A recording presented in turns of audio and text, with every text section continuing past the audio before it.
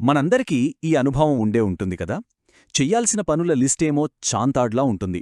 అందులో ప్రతి పని నన్నే ముందు చెయ్యి అన్నట్టుగా మనల్ని లాగుతూ ఉంటుంది.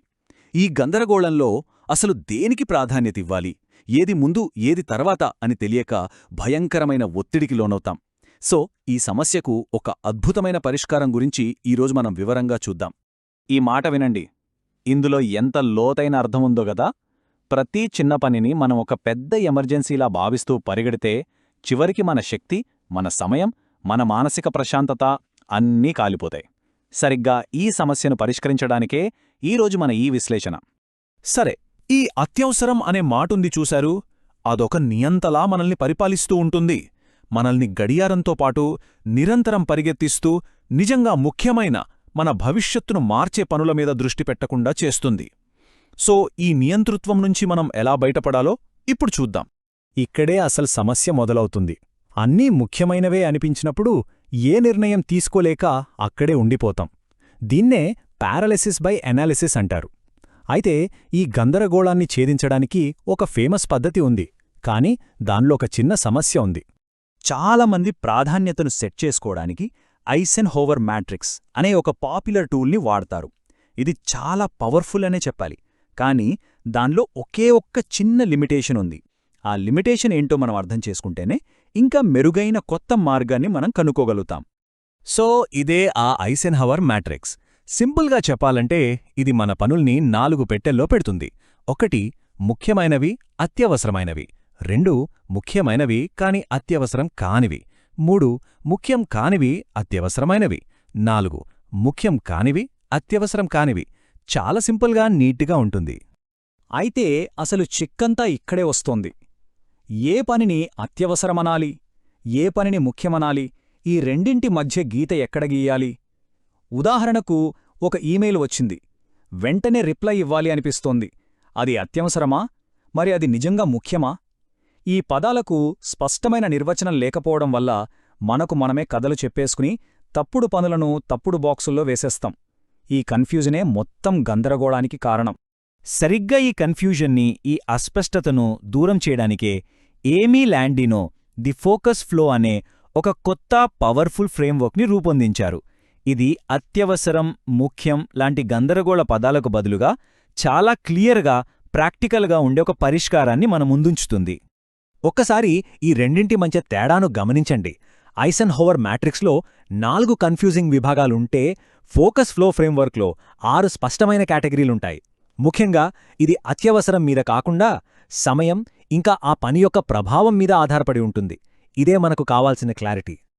దీని నిర్మాణం చూడ్డానికి చాలా సింపుల్గా, నీట్గా ఉంటుంది. మన పనులన్నిటినీ ఇప్పుడు చేయాల్సినవి, తర్వాత చేయాల్సినవి మరియు ఆ తర్వాత చేయాల్సినవి ఇలా 3 కాలమ్స్గా విభజిస్తాం. ప్రతి కాలంలో 2 కేటగిరీలుంటాయి. అంతే, మొత్తం 6 కేటగిరీలు. సరే, ఇంక ఆలస్యం చేయకుండా ఈ ఫ్రేమ్వర్క్కి గుండెకాయలాంటి ఆ 6 కేటగిరీల లోపలికి వెళ్ళి ఒక్కొక్కదాన్ని వివరంగా చూద్దాం. వీటిని గనక మనం సరిగ్గా అర్థం చేసుకుంటే మన టు డూ లిస్ట్ మీద మనకు పూర్తి కంట్రోలొస్తుంది. ఇప్పుడు చెయ్యాల్సిన పనుల్లో మొదటిది క్రిటికల్. వీటిని మనం ఫైర్ ఫైటింగ్ పనులు అనొచ్చు.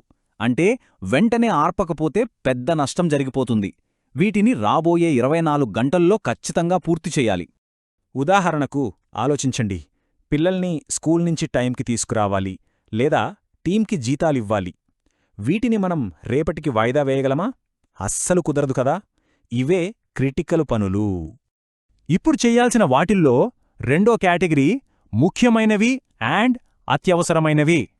వీకి కూడా డెడ్లైన్ ఉంటుంది, కానీ క్రిటికల్ పనుల్లాగా అంత టెన్షన్ ఉండదు. కొంచెం ఊపిరి పీల్చుకోవడానికి సమయం ఉంటుంది. అంటే ఇవి ఈ వారంలో పూర్తి చేయాల్సిన పనులన్నమాట.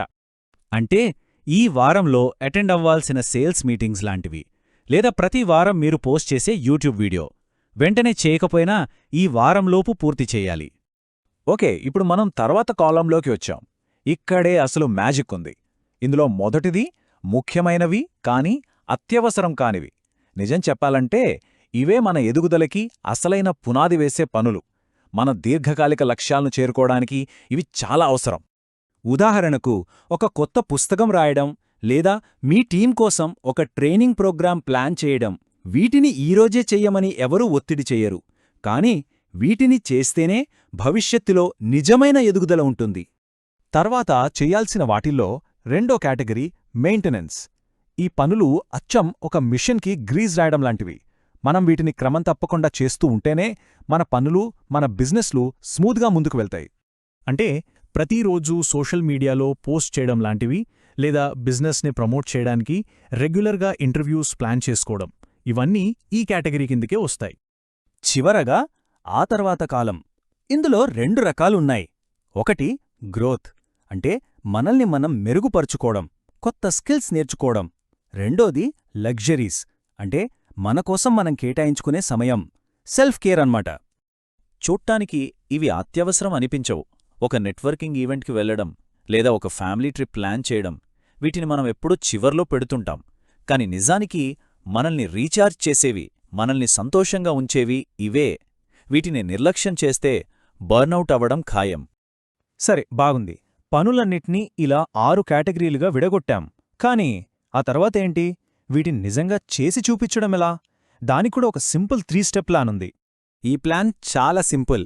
ఇప్పుడు కాలంలో ఉన్న పనుల్ని వెంటనే చేసేయాలి. తర్వాత కాలంలో ఉన్న ముఖ్యమైన పనుల కోసం మన క్యాలెండర్లో ఖచ్చితంగా సమయాన్ని కేటాయించాలి. ఇక ఆ తర్వాత కాలంలో ఉన్న పనుల్ని వీలైతే వేరే వాళ్ళకి అప్పగించాలి. ఈ బ్లాక్ అనే ఐడియా ఉంది చూశారు. ఇది నిజంగా ఒక గేమ్ చేంజర్. మీ క్యాలెండర్లో 1 గంట సేపు పుస్తకం రాయడం అని బ్లాక్ చేశారంటే అది ఒక డాక్టర్ అపాయింట్మెంట్ అంత ముఖ్యమన్నమాట.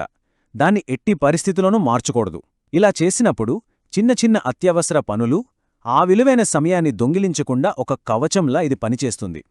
సో, అత్యవసర పనుల సుడిగుండంలోంచి బయటపడి స్పష్టతతో ముందుకు సాగడానికి ఈ ఫోకస్ ఫ్లో ఫ్రేమ్వర్క్ ఎంతగానో సహాయపడుతుంది.